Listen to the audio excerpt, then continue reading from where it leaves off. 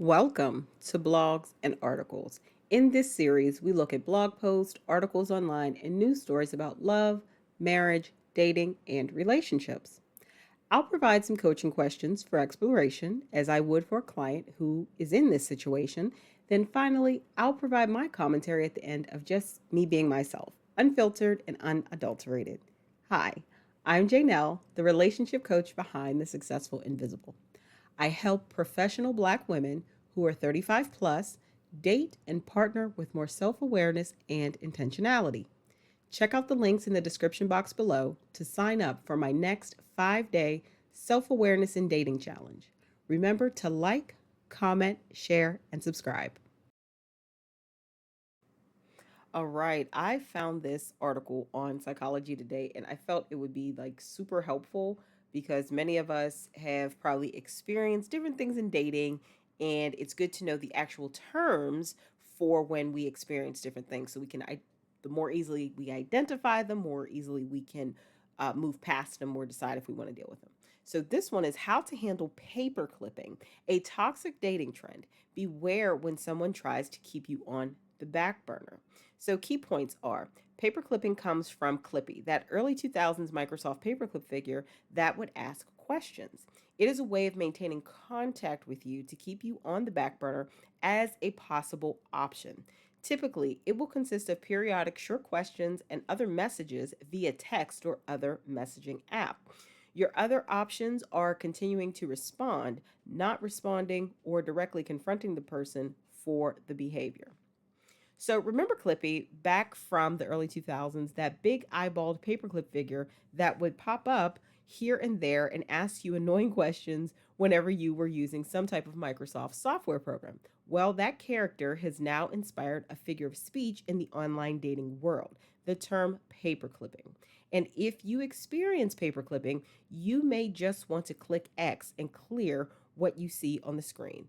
Paperclipping is when someone you know pops up every now and then on one or more of your messaging platforms to ask you some frivolous questions, maybe just a simple hey, what's up, or how are you doing. Whatever the specifics, when you answer, the conversation rarely ends up going very far. You might not even get a response to your response. So, what is the purpose of such little clips of text? It can be a way of maintaining contact with you, keeping you on the back burner as an option for whatever without any real commitment. That person may be someone who went on a few dates with you, never progressed it further, but is trying to keep you engaged on his or her sidelines in a low effort manner. Or that person could be an ex who is looking to see whether you are still on his or her emotional leash. You could even be paperclipped by a prospective employer who currently doesn't want to commit to you in a way, but wants to maintain contact just in case you actually become important someday. In all cases, paperclipping can allow a person to keep a door open with you as a potential future backup, since you currently are not enough of a priority for, real deeper conversation or actual action to further the relationship. Basically, you are not that important to that person right now, but you may have more value to them in the future. Perhaps if you become better looking, wealthier, or better known, or that person becomes desperate. Clearly, paperclipping is not ideal. Therefore, you may want to recognize when someone is paperclipping you and not genuinely interested in dating or having a deeper relationship. Of course, you should not automatically respond, stop paperclipping me, whenever someone texts you. How's it going? Such a message could, in fact, be a sincere opening to a deeper, more meaningful interaction. When a message seems short and rather quickly put together, that person could be messaging on the fly. On the shyer side, or in some way not especially facile with texting, don't expect something from a Taylor Swift song every time you get a text message. The big tell is what happens after the initial message. Does it lead to something else, like a live phone, video, or in person conversation, or does it always seem to die on the vine after just a few exchanges? In other words, how much is the other person actually investing in communicating with you? If you recognize that the person is paperclipping you, you essentially have three options. One is to engage in the frivolous exchange periodically. Maybe you'd like to paperclip the person back. Perhaps you are that person's 11th choice and that person is your 11th choice. Heck, the two of you at least have that in common. Being a bit mutually disappointed should you two somehow end up together. Even if you do fancy the other person in your mind, engaging in periodic frivolity may not seem that much skin off your back. Keep in mind, though, that the time spent doing such things can add up and take away from the time spent with much more meaningful people with greater potential in your life. Plus, you may be unconsciously pinning your hopes on a backup plan or allowing your status as a person's backup plan to give you a false feeling of security. Therefore, a second option is to just ignore the paperclipping and not respond. Eventually, the paperclipper may get the message and disappear.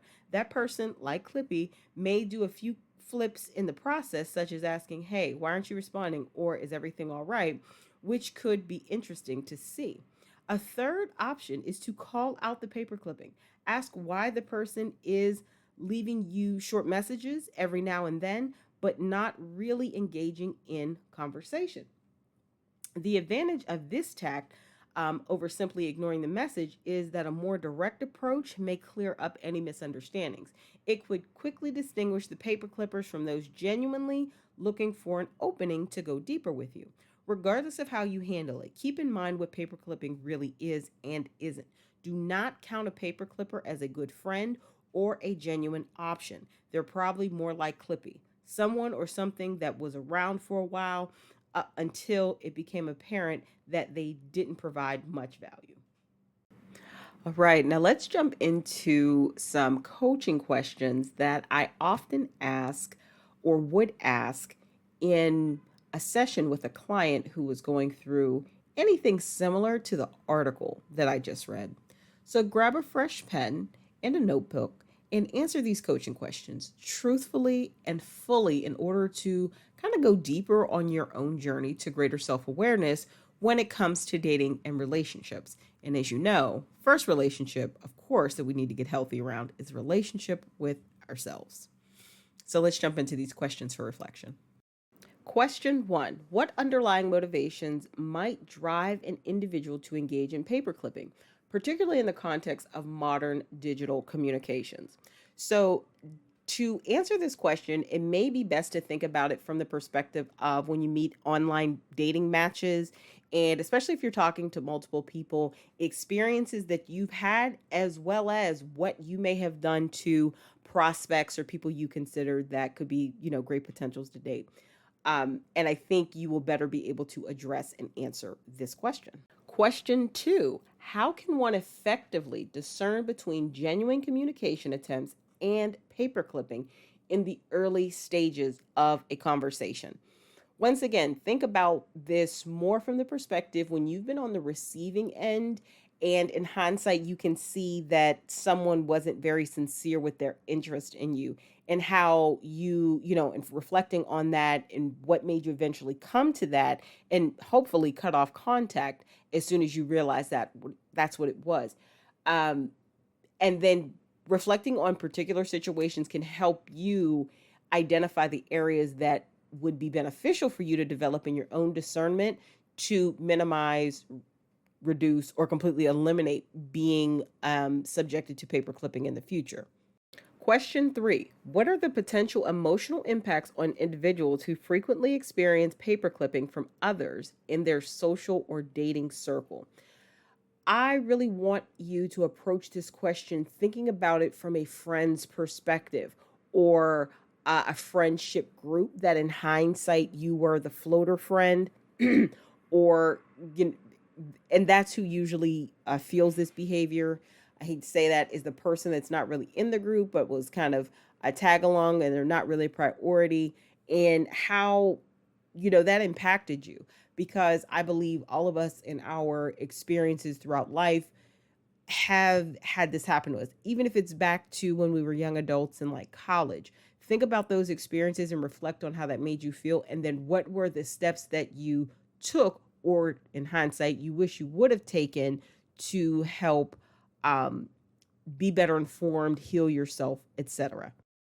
Question 4. In what ways might responding to or ignoring paper clipping behavior influence future interactions with the same individuals or others? This is a great self reflection in thinking about both dating experiences that you've had and social or friendship experiences you've had, um, where you didn't address maybe the behavior in that moment or very quickly once it emerged, and the impacts of that with that particular person or group of people if you're thinking of a social group. How can someone effectively communicate their boundaries to a habitual paper clipper without escalating conflict or misunderstanding? This is a future state situation that I want you to frame in how you approach and answer this question. So, in the future, if you were confronted with a person or made aware, your intuition is basically telling you very early on you're dealing with someone who is a paper clipper, whether that's a friendship or a potential romantic relationship, how you can address it smoothly and efficiently. So, you know, without conflict escalating. And there are ways. You just have to figure out what will work for you and your personality, honestly, because it's going to differ person to person. Let's jump into one of my favorite parts of any of my blogs and article videos. And here I want to offer just my thoughts on what we've just read, how I see it translating in, my coaching and the wonderful people I coach with, and just any broader concepts that come up. Just my thoughts. So just my thoughts on this. When I read this article, I really appreciate the different types of solutions that the author offered in terms of dealing with someone who is a paper clipper, like do it to them back or call them out on their behavior or just don't respond. I think for me, they suggested calling people out. For me, I would just not respond. But in essence, I would have to say once I entered my 30s, I never experienced anything like this socially or in dating because I'm a person that believes in cutting off all access to my energy once someone clearly demonstrates they don't want to be bothered with me. So I don't experience someone trying to do the paperclip thing because if let's take dating for instance, if I am getting to know a man and his behavior and his conversation isn't in alignment with the things I'm looking for, or he just rubs me the wrong way, I'm going to be very honest with him and I'm not going to leave the door open for any back and forth. He gets blocked. So I'm thankful because it reduces so much of these types of behaviors from impacting me. I understand everyone is not as um, final in their approach to things, but what I have found in approaching things in this manner is it reduces a lot of stress, anxiety, what ifs, and it sends a very clear message to the person. I don't want to be bothered anymore. You didn't want to be bothered with me, and I respect that. But understand this isn't a revolving door.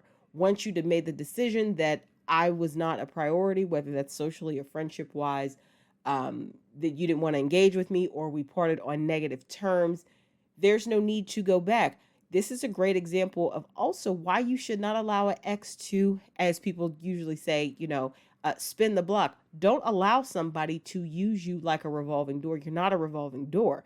You are an auto locking door. So if they decide to exit your life or not be responsive when you're in the early stages of, getting to know one another, etc., don't leave that access point available. Blocking people is one of the best things you can do for your peace. Now, I'm not talking about in the sense of being petty. I'm talking about the sense of being very mindful and aware that your energy is important and valuable. Now, to get to this point, you are going to have to do some self-reflection and separate, okay, am I being petty? Am I in my ego? Or is this genuinely someone I don't need to allow any more access into my life? And only you can make those decisions. This is an act of self-love and it's an act of emotional maturity, emotional and spiritual maturity. I would say you don't get in these situations when you don't allow them in your life. And blocking people is one of the best things you can do when you see that, you know, things aren't working out in that manner. So my opinion on paper clipping, I do disagree with the article in that they say confront the person. There's no need. Why are you going to be somebody's 11th choice or 7th choice, etc.? Um, Close the door on it. Now, when we're speaking in terms of like a recruiter or work or something related like that, and it's somebody that keeps reaching out to you, you didn't get this job, but there may be another. I think that's when you have to have clear communication back to them and say, hey, when you come up with something serious, something specific, please feel free to reach out to me. Otherwise, I feel that you're stringing me along. And I feel very comfortable and confident to say that if I was experiencing this in a job or career capacity. You can say something back because that's not a door you necessarily want to close. And I understand that. But in social and relationships, just don't allow this stuff to impact you at all. Block them. Thank you for joining me today for this episode of Blogs and Articles. Remember to like, comment, share, and subscribe. Check out the links in the description box below to sign up for my next 5-day self-awareness and dating challenge. Also, check out my podcast, The Successful Invisible. Next season publishing soon on Spotify and Apple Podcasts. Until next time, this is your coach, Janelle. Stay empowered and see you on the next article or blog post.